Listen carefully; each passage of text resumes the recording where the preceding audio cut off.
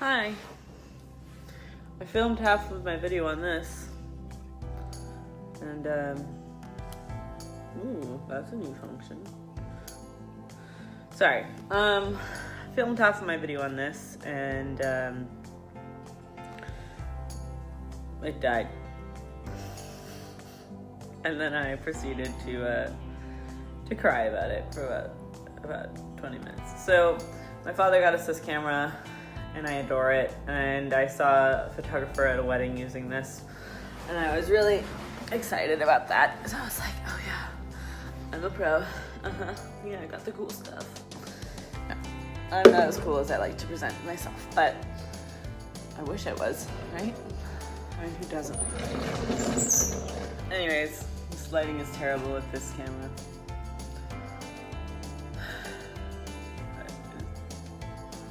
Sorry, I need a moment. Alright, sorry, I'm back from my emotional fit.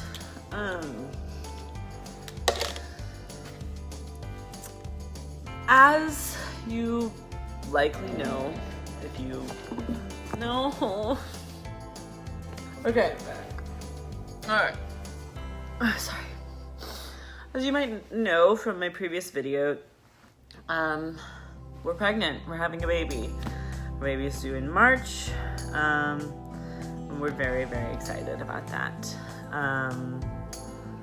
So this is, I'm almost to my 12-week point. I am just over. Yeah, I'm. What day is it? I'll be 11 weeks tomorrow. Okay. And so that's exciting.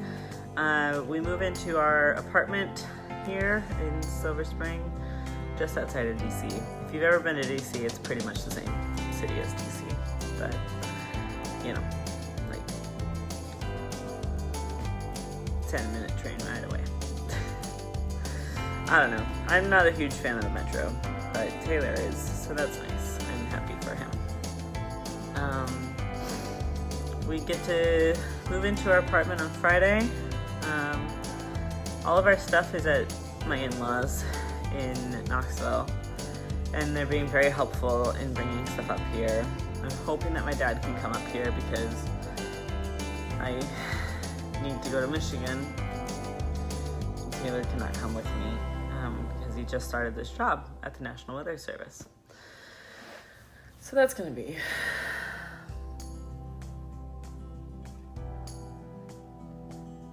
gonna be lonely. All right, another minute. I seriously need help. So far, so depressing. I am so excited to be a mother. I'm so excited to be holding our little baby and just getting to know their personality and who they are and who God's created them to be and all that. And that just makes me ecstatic. But I have so far had a very hard time. This is a high-risk pregnancy, and so please keep us in your prayers. There's surprisingly a difficult time finding an OB nearby that will take on a high-risk case. So in Silver Spring, it seems that, all the OBs have been monopolized by a certain hospital in North Silver Spring. And so if anybody knows of any, please comment below. Otherwise, there are a few reasons. And these are, we just would love your prayer if it's specifically for the reason it's a high-risk pregnancy or just the protection of the pregnancy. Okay, let's start. Number 1, I have epilepsy. I started to actually wonder if I was pregnant because I was having more and more petit mal seizures, or otherwise known as absence. Doctors say it differently, it doesn't even matter. Seizures, essentially staring spells. I started having them more and more, and I hadn't had them since I was a kid, unless it was a warning sign that I was going to have a grand mal seizure. And I never went into a grand mal seizure. Thank the Lord. I really do thank the Lord for that. But really anybody, even anybody who goes into preeclampsia especially, can have a seizure during labor, which could, in that situation, kill both me and the child. So I'm especially prone. A seizure is essentially just an overwhelming of the neurons of the brain and a miscommunication in the messages that are sent out to your body. And so if you're pushing a human out of you, that's a lot. It's a lot. And stress has a lot to do with it, and so we want to avoid that. Número 2. I have other health problems. I have a kidney disease called polycystic kidney disease. My sister and my mother both have it as well. And I'm sorry if I offend anybody in my family, but I won't stop saying it. You should go get tested. It's a genetic disorder, and it's passed on to 50% of your children. So, big family, good chance. And the faster you find out, the easier your life will be. Anyways, just skip past that. The reason that that's hard is because pregnancy takes a toll on your kidneys, and it takes a toll on your entire body. I'm sore everywhere, which is just a symptom, but my kidneys are working overtime, and they have a hard time working, their one-time job. So that's difficult. 3 is the newest addition. A couple years ago, it was my birthday. Yeah, I had a few rough years for my birthdays. It was my birthday. Went into an appointment because when I was in Uganda, I had a seizure and went in, and the Ugandan hospital was a little confusing, and they accidentally sent me to a cardiologist, and the cardiologist was like, "Why are you here?" And I was like, "I don't know, I just want to make sure I didn't, damage my spine," because I had already had a compression fracture from 2 years prior. And he was like, "Well, let me just check out your heart, make sure everything's okay, and then I can let you go." And he said nothing except for, he was very indecisive, and he said, "Get back to America and have your doctor check you out." And so I went on my birthday, and they said, "You have a mitral valve prolapse," which is a relatively minute heart problem. But essentially, sometimes part of my heart sticks to itself, or, well, that sounds a little too my fault, but it's a genetic defect. And it literally half of my heart skips a beat. And I'd known I'd felt that for a long time, but it kind of sucks. Really, really sucks when you actually realize what it is. But you have medication, and that helps a lot. But that also is a blood thinner, and my body's, I don't know if you know this, if you've never been pregnant or never done the research, your heart literally grows because it needs to pump more blood. And so when someone says, "My heart has grown and I'm so happy," it's true. They're literally, physically, anatomically it's grown. So yeah. 1, 2, 3, 4. Number 4. This one is my saddest and my scariest for me, even though it doesn't actually have to do very much with me.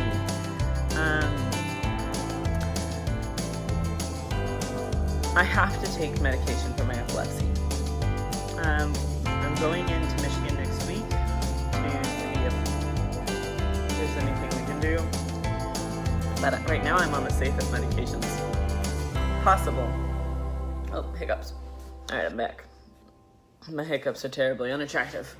Anyways, I'm on the most safe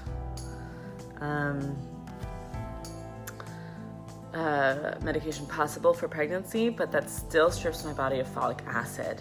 For some reason, my insurance right now is like, you can't get folic acid in high doses until late September or mid-September. And I'm like, I'm going to the pharmacy. I'm just going to pick up, I'm going to add it up to the amount that the doctor wants me to take, because what the medicine does is it strips my body of folic acid.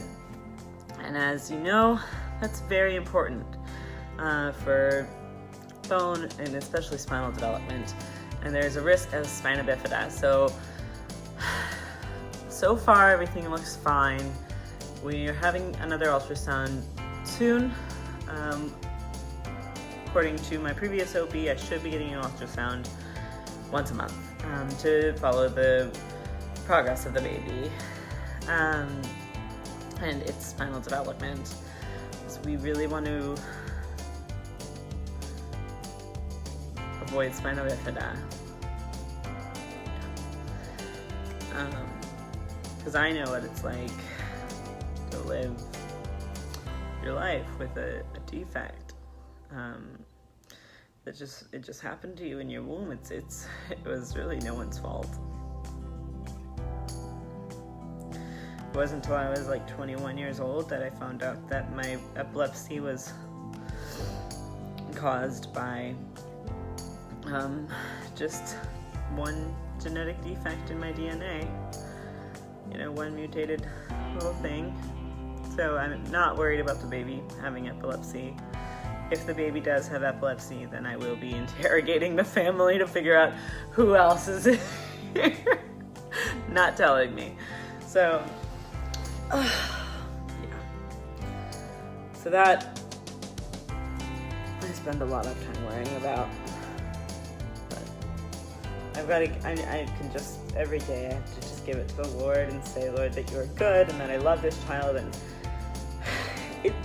this child is absolutely a gift from God. He spoke to us 2 weeks before we even conceived the baby, saying he's going to give us a child. And at the time, I was so freaked out that I was never going to have a kid. So I honestly thought that God was just like comforting me, like, don't worry, I'll give you a child, in my timing. But his timing was a lot faster than my timing. But his timing's perfect, so. Is this 4 or 5? 4? 5? 4? We're gonna go with 5. Yeah. Anyways, reason 5 has less to do with me, but it is still concerning. I have 2 sisters, and from them I have 4 nephews. They both are healthy women, my sisters. They do not have all these conditions like me, and they have tried to deliver their children naturally, and 3 out of 4 of my nephews ended up in an emergency C-section and almost died. And my mother had a rather difficult time delivering us. My brother was born, basically still born, and then was able to be revived. That's just God. I really hope he knows that that's just God. Yeah. And I was born prematurely and stuff like that. So pregnancy in my family is a difficult topic. But I have one nephew who was born via planned C-section, and he was a healthy young boy, and that's what I'm desiring. So I'm looking for a hospital that will, and an OB that will comply with a planned C-section for the first delivery, because I am not willing to risk going into a seizure, having kidney failure, having a heart freak out problem, or the same problems my sisters had, whatever that was caused by, because we obviously have the same genetics. And I'm a broader person, but I actually have a smaller pelvis than them. Just, it doesn't make sense to me. I don't know. But I'm in so much pain, so obviously things are moving around. Anyways, so that's the reason it's high risk. 5 reasons. So pray for those, and pray for the baby most of all, because this thing is... Let me take a minute. You're back on with Ellie. Okay, well, symptoms. The most annoying symptoms are when I'm pregnant and, wait, what? I have to make that a blooper reel. Symptoms. The most annoying is when I'm really nauseous, but I can't throw up. And then when I do throw up, it's like nothing. And it's something, it's like, why? What's the point? And then, but the books say that should end soon. Hopefully in a week.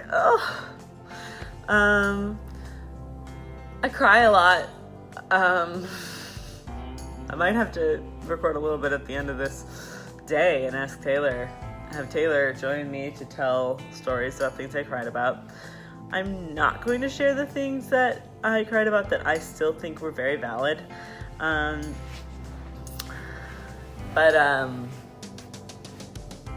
there were some pretty ridiculous things.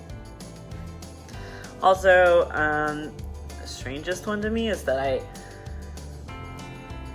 I battle between having insomnia, which I think is just my body saying, get ready because you're going to be awake all night with the baby.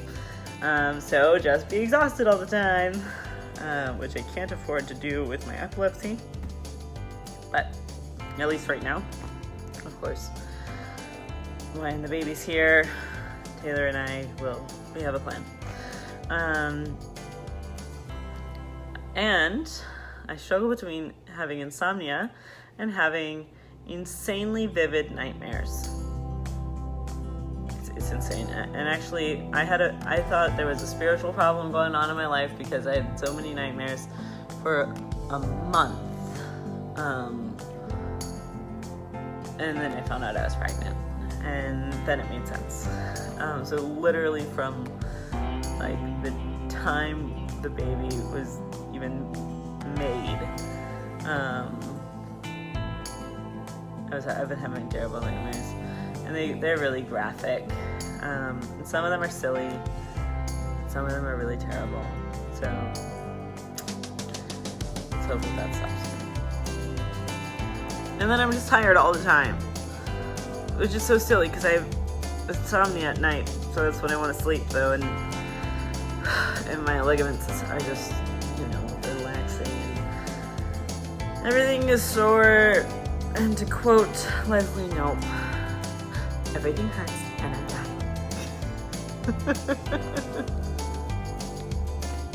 I'll survive. Taylor texted me and he said, you cry at random commercials. You cry at whenever you see anything romantic, like if he does it, or if I just see it like in public or on television or whatever. And then what was this last one? Like pets. Well, I laugh. I laugh. I cry at a lot of pets because I think they're really pretty. So yeah. I can't think of other stuff. Oh, I have a weird aversion to Oreos and Reese's. But only the new Reese's that's like Reese's cups with Reese's pieces in it. That freaks me out. There's something weird about that to me. And the most recent and depressing one is bacon. Oh, but a lot of fried food. I don't eat fried food. Especially not Wendy's. It's the grease smell freaks me out. All right, cool beans. Gosh, I forgot to mention peeing. I have to pee all the time, and the most stupid part is that it's just gonna get worse. Which I'm kind of glad we're done with road trips because that was really, really terrible. Honey, I gotta pee. Okay. Honey, I gotta pee. It's been 2 miles. I still gotta pee. Good morning at 1:30 in the afternoon. I fell into the trap that was another pregnancy symptom. Constantly sleepiness. But the bed is so nice at this hotel. How can you not? And it's raining, like pouring rain outside. So we got the sound effects there. I'm gonna try to cut this short, not too long, comparatively to most of my videos. I'm gonna try to do more videos like this. I don't have a huge fan base, but I think it's important to do mommy vlogging and pregnancy vlogging because things like mom shaming and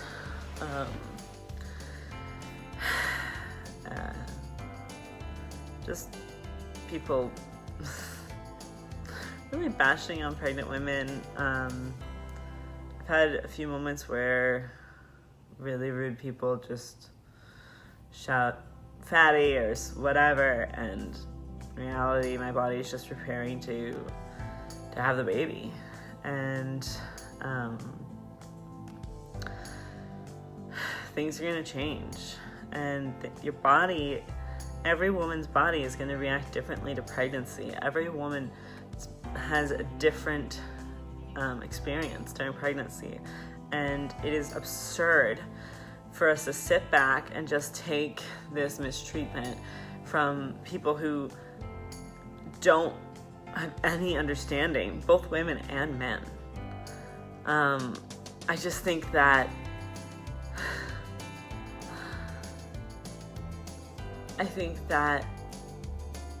we right now, even just in pregnancy, deserve to not only defend ourselves and make a stance for ourselves, but also to defend our child. We have a life growing inside of us. This is not something ugly.